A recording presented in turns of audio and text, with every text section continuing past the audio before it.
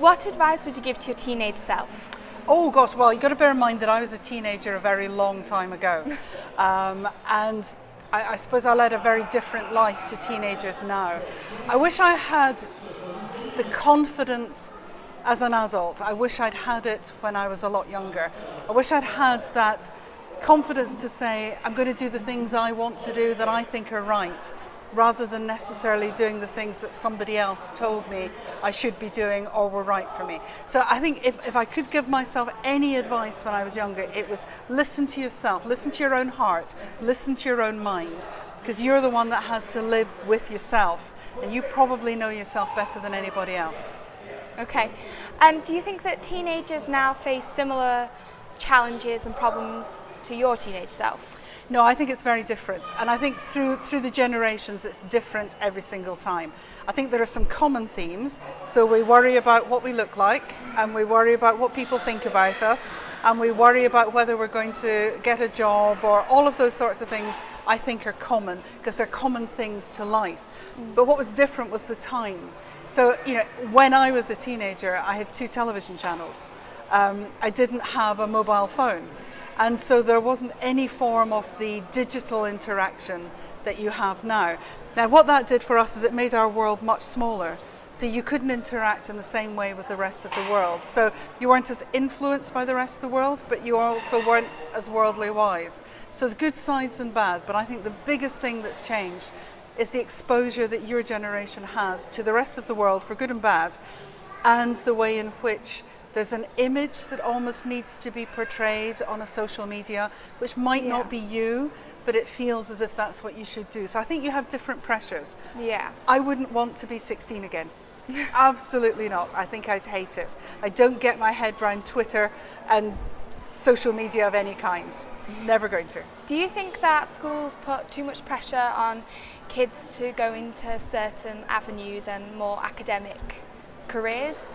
I think for those who want to go into those kind of careers, that's great, because what they've got is they've got the role model, they've got the mechanism that gives them the surety of where they're going to go. For those that don't fit into that group, I think they feel somewhat, not abandoned, but certainly on the periphery of what's going on. So we had a lovely girl, we've just done our open day up at the university today, so a lovely young girl, and I said, what are you coming to university to do? She said, well, I don't really know if I want to come to university. And I said, great, that's absolutely brilliant. She said, but aren't I supposed to come? I went, no, you're supposed to do what you think is right for you. So she's going to go away to New Zealand for a year, and then she might come back and do university, or she might not. Okay. But having the maturity, I think, to be able to know what's right for you is something terribly important. Okay.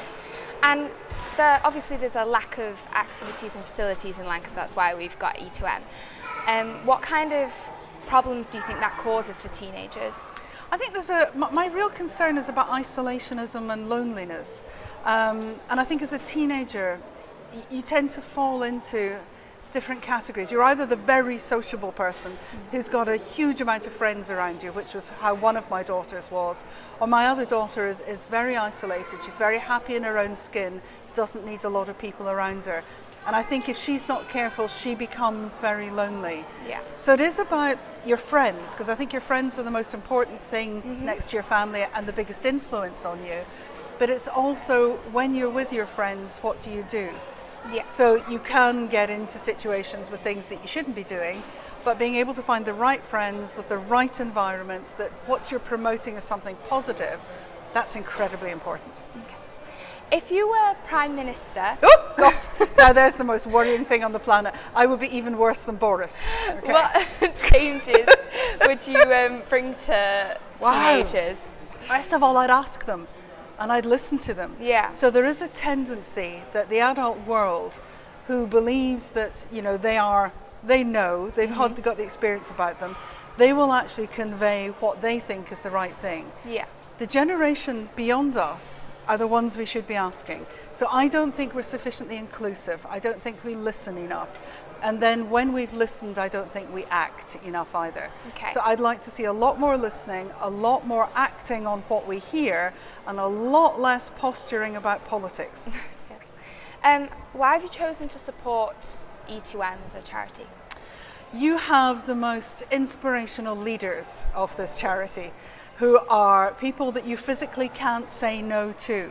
And the reason you can't say no to them is because they're doing this because they feel it in their heart as the most important thing. Their heart's on their sleeve when they're talking to you about the importance of this charity. It's because they care about the next generation, they're aware of where the problems are for the next generation, and they want to be there to help. That's irresistible. How do you think that Escape2Make will benefit the lives of teenagers in the future as well as today? I think being able to know that there is an organisation like this, being able to know what it stands for, being able to see people like you that says, gosh, you know, this is actually a really good place to be. You're a bright, intelligent, you know, really easy person to talk to. That's the kind of people who are in here. And you'll find that people will flock to role models. And you will become very quickly one of those role models. Thank you. You're welcome.